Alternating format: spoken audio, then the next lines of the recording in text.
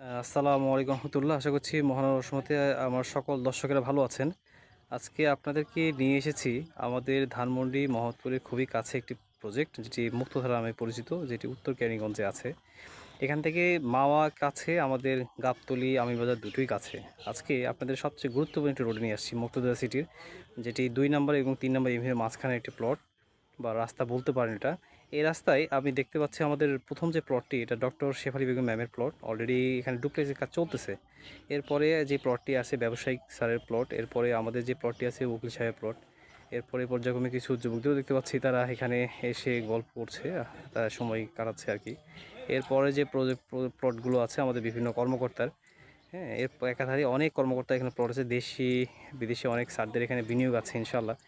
তো যারা ইনভেস্ট করতে চান, তাদের নিজের স্বপ্ন পূরণ করার জন্য আমার মনে হয় আপনার এই প্রজেক্টে আসা উচিত।